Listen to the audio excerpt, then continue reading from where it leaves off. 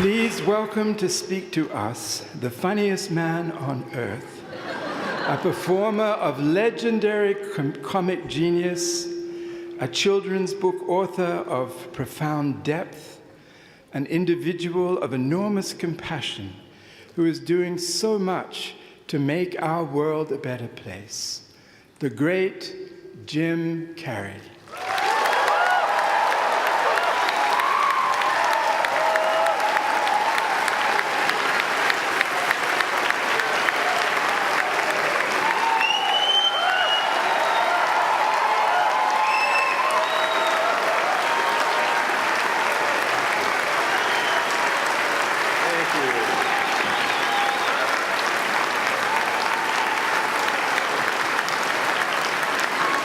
What are you sitting down for? I was going to milk that for a while. You guys can stretch that out in post, right? You can make that longer in the edit. Thank you, Bevin. Thank you all. Jai Guru Dev.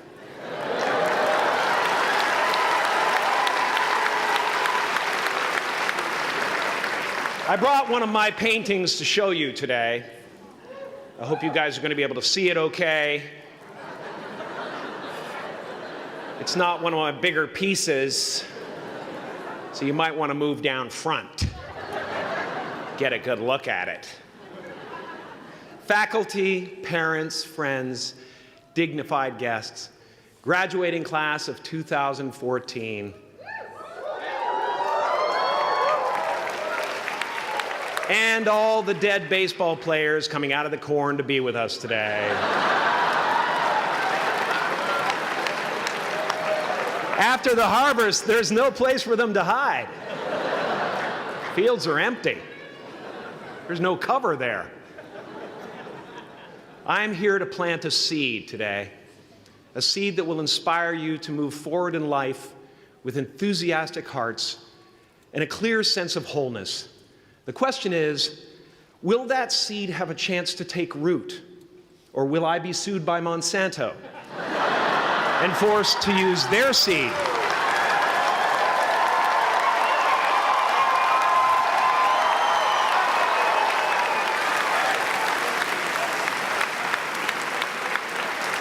Which may not be totally Ayurvedic. Excuse me if I seem a little bit low energy today, whatever this is. I slept with my head to the north last night. Oh man! Oh man! You know how that is, right, kids? Yeah. Woke up right in the middle of Pitta, couldn't get back to sleep till Vata rolled around. Crazy.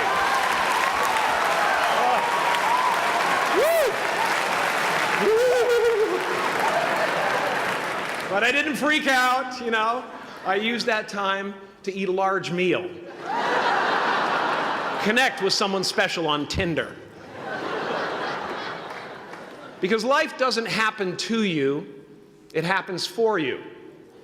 How do I know this? I don't, but I'm making sound, and that's the important thing. That's what I'm here to do. Sometimes I think that's the only thing that's important, really, you know? It's just letting each other know we're here. Reminding each other that we're part of a larger self. I used to think Jim Carrey is all that I was. Just a flickering light, a dancing shadow, the great nothing masquerading as something you can name. Seeking shelter in caves and foxholes dug out hastily, an archer searching for his target in the mirror, wounded only by my own arrows. Begging to be enslaved, pleading for my chains, blinded by longing and tripping over paradise. Can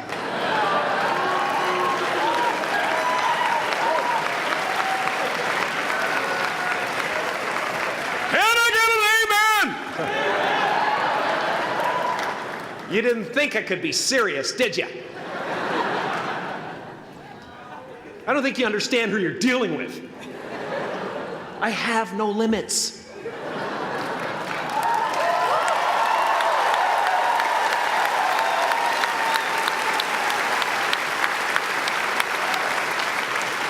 I cannot be contained because I'm the container.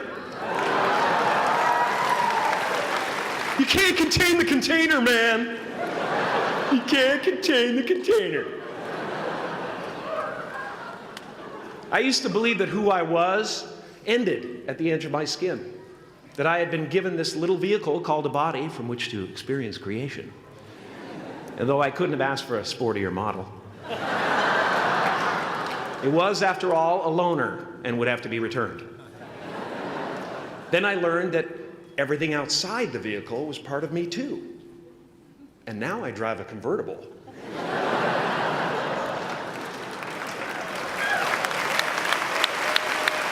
Yeah, man. Top down, wind in my hair. Woo! I am elated and truly, truly, truly excited to be present and fully connected to you at this important moment in your journey. I hope you're ready to open the roof and take it all in. Okay, 4 more years then. They're obviously not ready. Just need some more cooking. Now, I want to thank the trustees, the administrators, the faculty of MUM for creating an institution worthy of Maharishi's ideals of education, a place that teaches knowledge and experience, the knowledge and experience necessary to be productive in life, as well as enabling the students through transcendental meditation and ancient Vedic knowledge to slack off twice a day for an hour and a half.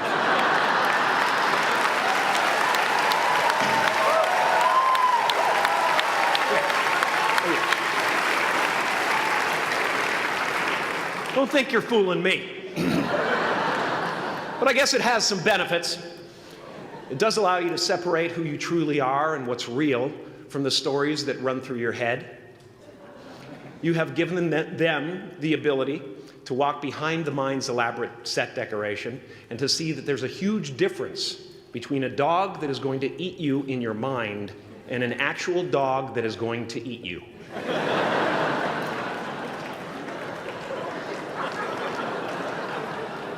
That may sound like no big deal, but many never learn that distinction.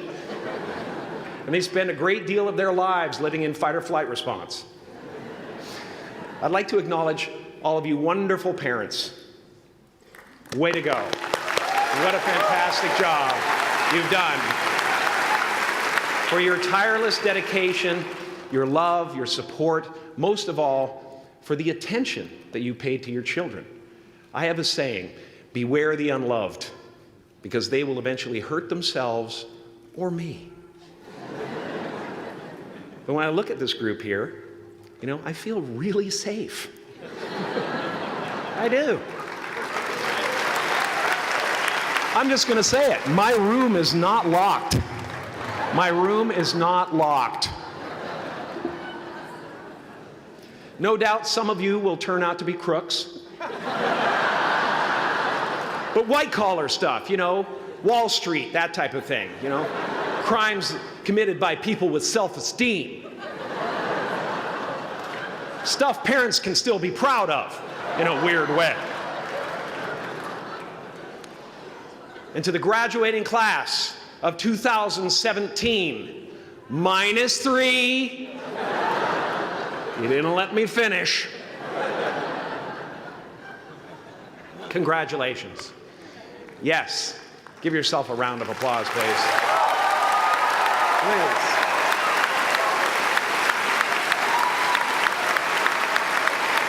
Yeah.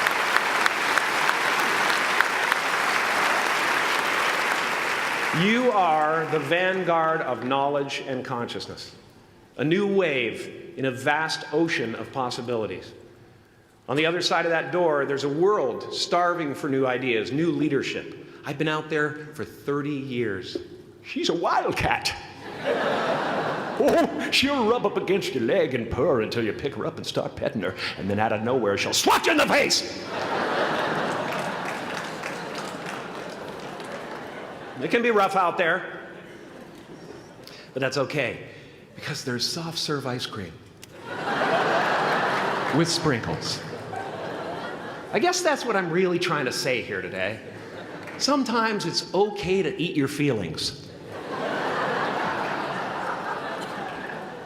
Now, fear is going to be a player in your life, but you get to decide how much.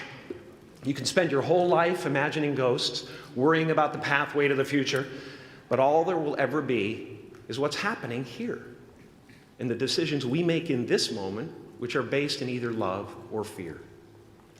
So many of us choose our path out of fear disguised as practicality. What we really want seems impossibly out of reach and ridiculous to expect, so we never dare to ask the universe for it. I'm saying I'm the proof that you can ask the universe for it. Please.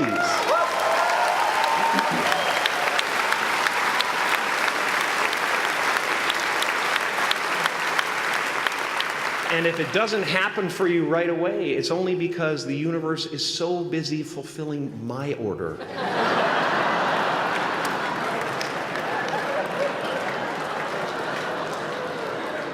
Party size! My father could have been a great comedian, but he didn't believe that that was possible for him. And so he made a conservative choice. Instead, he got a safe job as an accountant. And when I was 12 years old, he was let go from that safe job. And our family had to do whatever we could to survive. I learned many great lessons from my father, not the least of which was that you can fail at what you don't want. So you might as well take a chance on doing what you love.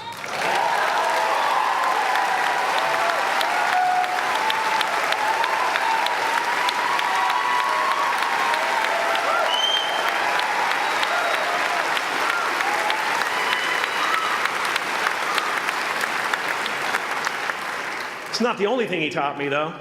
You know, I watched the effect of my father's love and humor and how it altered the world around me. And I thought, that's something to do. That's something worth my time.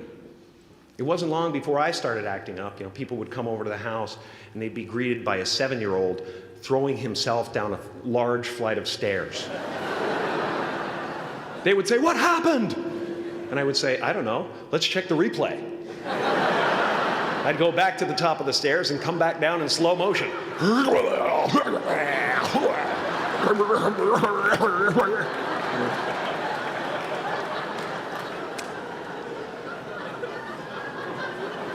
It was a very strange household. My father used to brag that I wasn't a ham, I was the whole pig. And he treated my talent as if it was his second chance.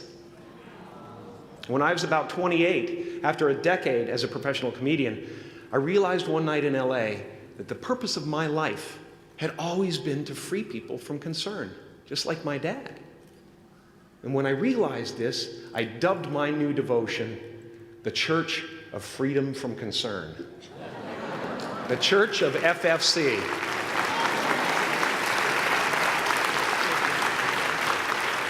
And I dedicated myself to that ministry. What's yours? How will you serve the world? What do they need that your talent can provide? That's all you have to figure out. As someone who's done what you're about to go and do, I can tell you from experience, the effect you have on others is the most valuable currency there is.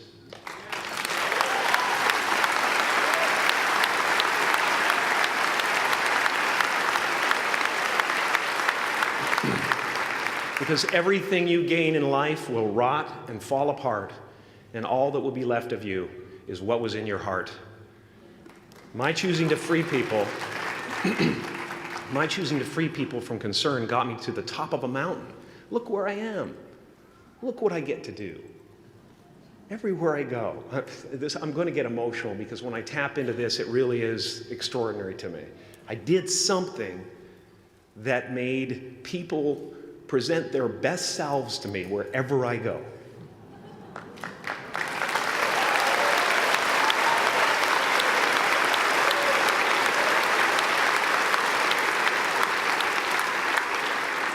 I am at the top of the mountain, and I was, and the only one I hadn't freed was myself, and that's when my search for identity deepened. I wondered who I'd be without my fame. Who would I be if I said things that people didn't want to hear? Or if I defied their expectations of me? What if I showed up to the party without my Mardi Gras mask and refused to flash my breasts for a handful of beads? I'll give you a moment to wipe that image out of your mind. But you guys are so ahead of the game. You already know who you are. And that peace that we're after lies somewhere beyond personality, beyond the perception of others, beyond invention and disguise, even beyond effort itself. You can join the game, fight the wars, play with form all you want, but to find real peace, you have to let the armor go. Your need for acceptance can make you invisible in this world. Don't let anything stand in the way of the light that shines through this form. Risk being seen in all of your glory.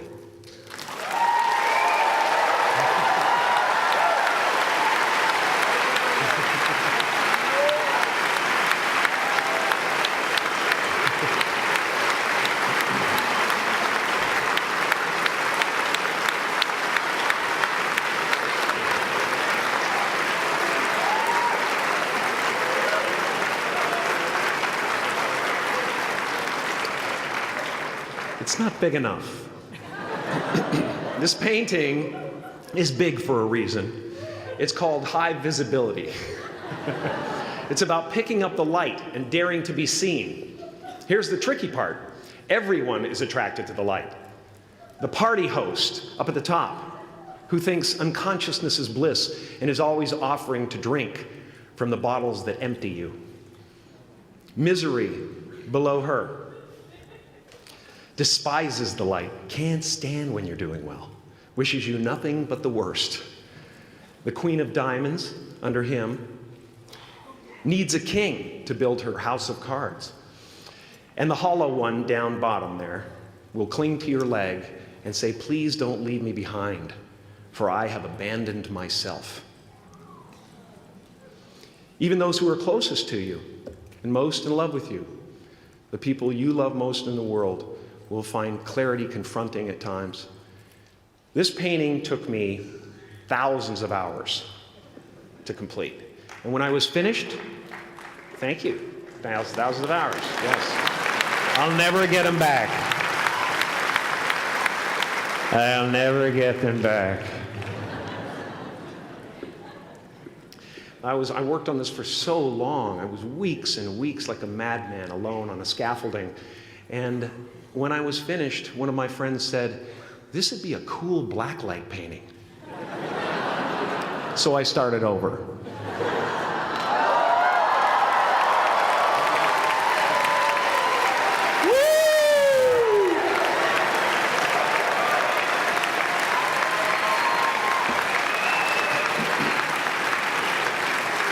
Welcome to Burning Man. Some pretty crazy characters up there, but better up there than in here. You know, painting is one of the ways, thank you. Painting is one of the ways I free myself from concern, a way to stop the world through total mental, spiritual, and physical involvement. But even with that comes a feeling of divine dissatisfaction, because ultimately, we're not the avatars we create. We're not the pictures on the film stock. We are the light that shines through. All else is just smoke and mirrors, distracting, but not truly compelling. I've often said that I wished people could realize all their dreams and wealth and fame, and so that they could see that it's not where you're going to find your sense of completion. Like many of you, I was concerned about going out into the world and doing something bigger than myself, until someone smarter than myself made me realize that there is nothing bigger than myself.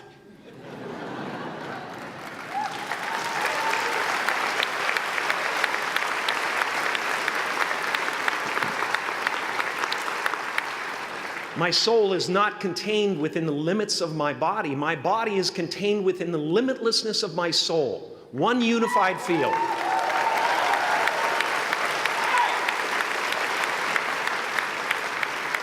One unified field of nothing, dancing for no particular reason, except maybe to comfort and entertain itself.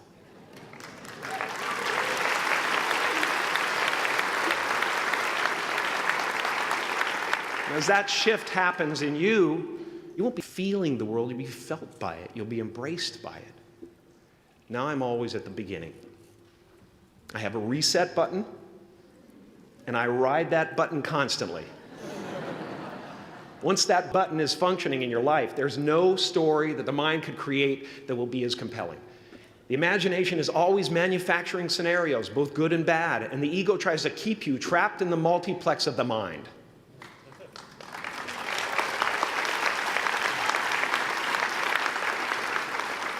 Our eyes are not viewers, they're also projectors that are running a second story over the picture that we see in front of us all the time. Fear is writing that script, and the working title is, I'll Never Be Enough.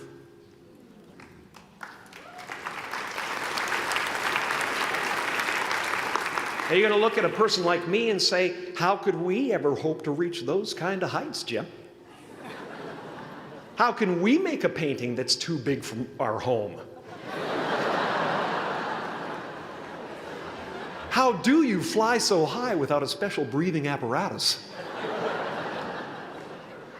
This is the voice of the ego. And if you listen to it, there will always be someone who's doing better than you. No matter what you gain, ego will not let you rest. It will tell you that you cannot stop until you've left an indelible mark on the earth, until you've achieved immortality. How tricky is this ego that it would tempt us with the promise of something we already possess?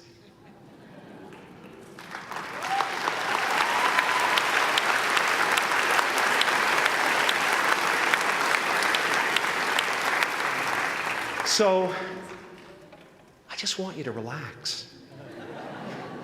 You know, that's my job. Relax and dream up a good life. I had a substitute teacher from Ireland in the 2nd grade that told my class during morning prayer that when she wants something, anything at all, she prays for it and promises something in return, and she always gets what she wants. Well, I'm sitting at the back of the classroom, you know, thinking, wow, my family can't afford a bike, you know.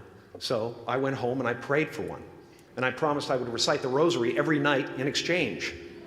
Broke that promise.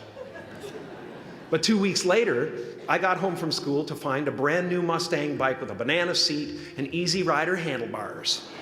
Yeah. From fool to cool.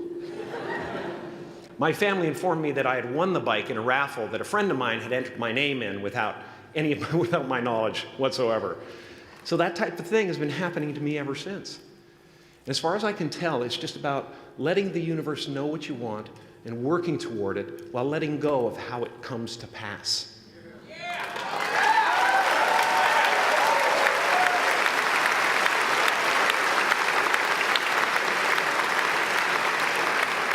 Your job is not to figure out how it's going to happen for you, but to open the door in your head. And when the door opens in real life, just walk through it.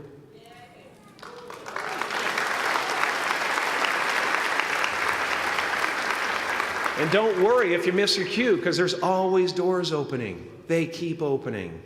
And when I say life doesn't happen to you, it happens for you, I really don't know if that's true.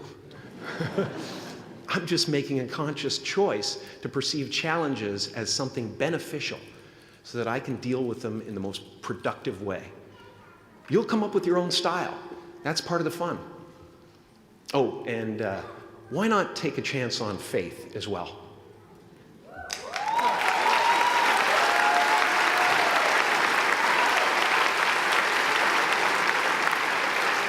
Take a chance on faith. Not religion, but faith. Not hope, but faith. I don't believe in hope. Hope is a beggar. Hope walks through the fire, and faith leaps over it.